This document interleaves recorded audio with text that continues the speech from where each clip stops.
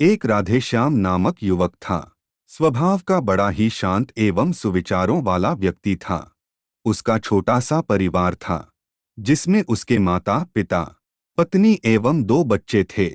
सभी से वो बेहद प्यार करता था। इसके अलावा वो कृष्ण भक्त था और सभी पर दया भाव रखता था। जरूरतमंद की सेवा करता था, किसी को दुख नहीं देता था। उसके इन्हीं गुणों के कारण श्री कृष्ण उससे बहुत प्रसन्न थे और सदैव उसके साथ रहते थे।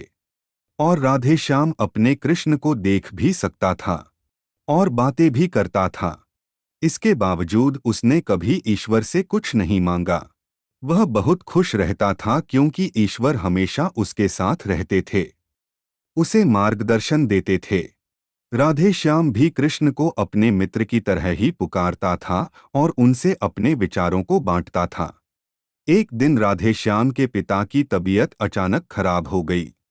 उन्हें अस्पताल में भर्ती किया गया। उसने सभी डॉक्टर्स के हाथ जोड़े, अपने पिता को बचाने की मिन्नतें की, लेकिन सभी ने उससे कहा कि वो ज्यादा उम्मीद नहीं दे सकते और सभी ने उसे भगवान पर भरोसा रखने को कहा। तभी राधेश्याम को कृष्ण का ख्याल आया और उसने अपने कृष्ण को पुकारा। कृष्ण दौड़े चले आए।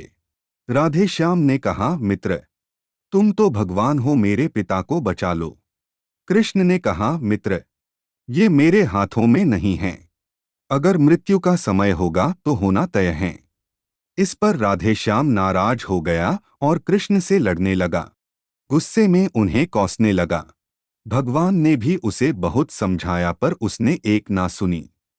तब भगवान कृष्ण ने उससे कहा, मित्र, मैं तुम्हारी मदद कर सकता हूँ, लेकिन इसके लिए तुम्हें एक कार्य करना होगा। राधेश्याम ने तुरंत पूछा, कैसा कार्य?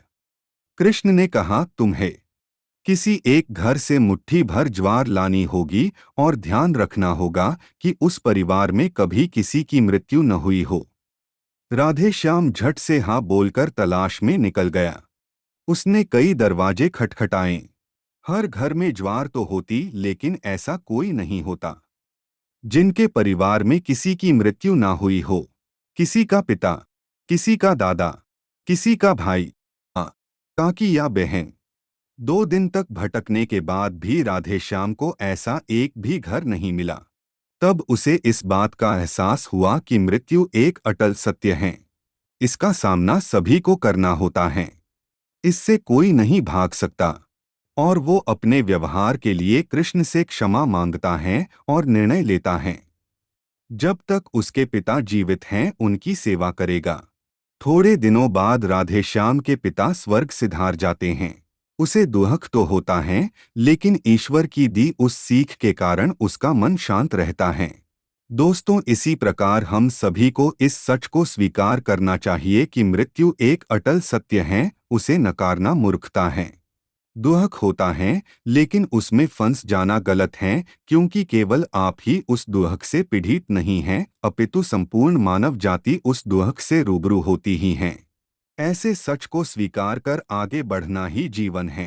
कई बार हम अपने किसी खास के चले जाने से इतने बेबस हो जाते हैं कि सामने खड़ा जीवन और उससे जुड़े लोग हमें दिखाई ही नहीं पड़ते। ऐसे अंधकार से निकलना मुश्किल हो जाता है। जो मनुष्य मृत्यु के सत्य को स्वीकार कर लेता है, उसका जीवन भार विहीन हो जाता है और उसे कभी कोई कष्ट तोड़ नहीं सकता। वो जीवन के हर क्षेत्र में आगे बढ़ता जाता है।